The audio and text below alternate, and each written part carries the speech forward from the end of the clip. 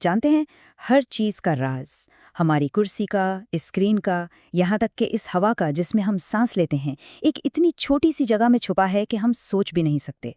آج ہم سیدھا ایٹم کے دل میں اتریں گے، ایک سفر پر، تاکہ ان قوتوں کو سمجھے جو ہماری پوری دنیا کو بناتی ہیں۔ تو سوال یہ ہے کہ آخر یہ پوری کائنات بنی کس چیز سے ہے؟ کافی بڑا سوال ہے نا؟ لیکن اس کا جواب حیرت کی بات ہے کہ بہت چھوٹا سا ہے۔ چلیں شروع کرتے ہیں۔ دیکھیں، ہر چیز جسے ہم چھو سکتے ہیں، دیکھ سکتے ہیں یا محسوس کر سکتے ہیں، وہ دراصل بہت ہی چھوٹے چھوٹے بلڈنگ بلاک سے بنی ہیں۔ انہیں کہتے ہیں ایٹمز۔ سمجھ لیں کہ یہ حقیقت کا بلو پرنٹ ہے۔ تو ہر چیز ایٹموں سے بنی ہے، ٹھیک؟ اور ہر ایٹم کے بالکل مرکز میں ایک بہت ہی گھنا کور ہوتا ہے جسے نیوکلس کہتے ہیں، اور اس کے گرد الیکٹران گھومتے رہتے ہیں، بالکل ایک تیز رفتار بادل کی طرح۔ اب اس نیوکلیس کے اندر کیا ہے؟ وہاں ہوتے ہیں پروٹون۔ ان پر ہوتا ہے پازیٹیو چارج، اور یہی وہ چیز ہے جو کسی بھی ایٹم کو اس کی پہچان دیتی ہے۔ بالکل ایٹم کا شناختی کارڈ سمجھ لیں۔ جیسے کاربن کا ایٹم ہے نا، اس میں ہمیشہ 6 پروٹون ہوں گے۔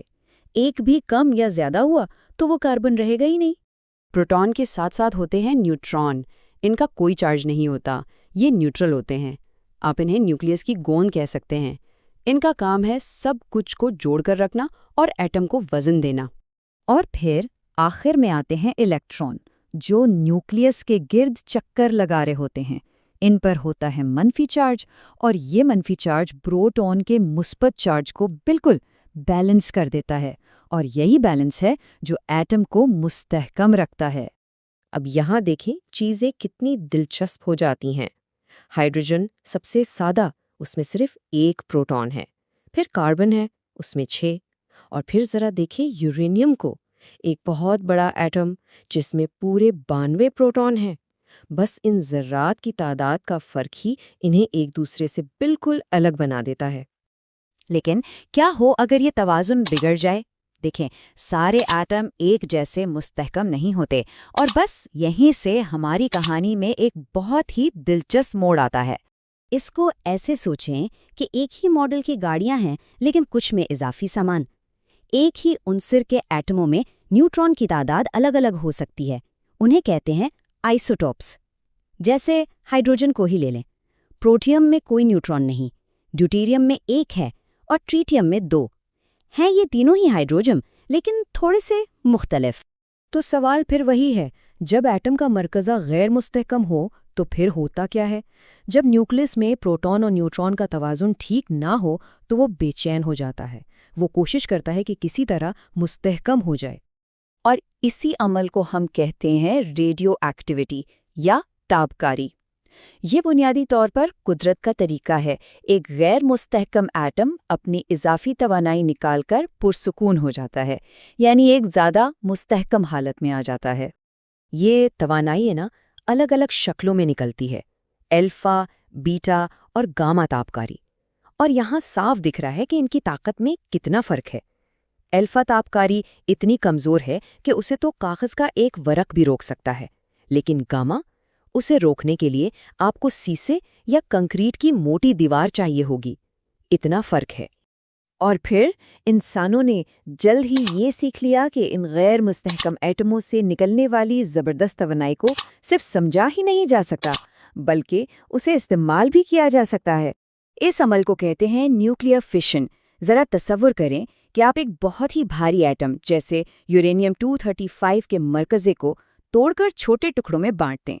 صرف اس ایک عمل سے مادے کا ایک معمولی سا حصہ توانائی کی ایسی مقدار میں بدل جاتا ہے جس کا ہم تصور بھی نہیں کر سکتے۔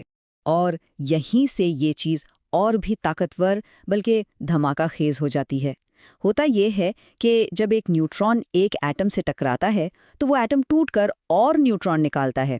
پھر یہ نئے نیوٹرون جا کر دوسرے ایٹموں سے ٹکراتے ہیں اور پھر وہ مزید نکالتے ہیں، اور اس طرح ایک چین ری ایکشن شروع ہو جاتا ہے۔ 1 سے 2، 2 سے 4، 4 سے 8، اور پلک جھپکنے سے پہلے بے تحاشا توانائی خارج ہو جاتی ہے۔ تو فیژن کیا کرتا ہے؟ یہ نیوکلیس کو توڑتا ہے۔ لیکن ایک اور عمل ہے، فیوژن۔ یہ بالکل اس کا الٹ ہے۔ یہ چھوٹے مرکزوں کو آپس میں جوڑتا ہے۔ ہمارا سورج اسی فیوژن کی وجہ سے روشن ہے۔ دونوں ہی عمل، چاہے توڑنا ہو یا جوڑنا، کمال کی توانائی خارج کرتے ہیں۔ چلیں اب دیکھتے ہیں کہ ہم نے اس علم کو اپنی جدید دنیا بنانے کے لیے کیسے استعمال کیا ہے۔ لیکن یہ زبردست طاقت صرف تباہی کے لیے نہیں، طب کی دنیا میں یہ امید بنتی ہے اور زندگیاں بچاتی ہے۔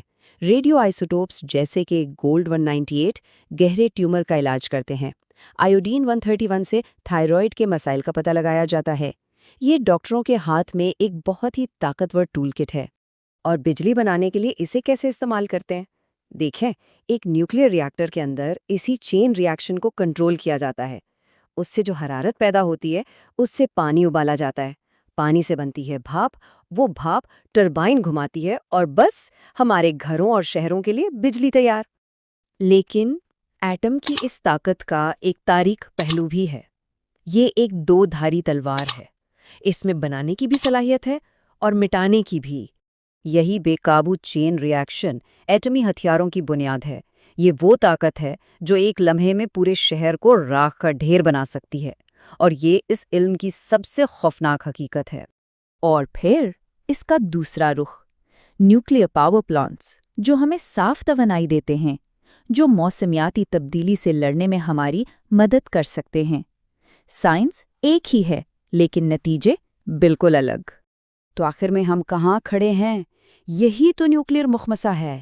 ایک ہی دریافت ہمیں بے مثال توانائی بھی دیتی ہے، زندگیاں بچانے والے طبی آلات بھی، اور اس کے ساتھ ساتھ ناقابل تصور تباہی کی صلاحیت بھی۔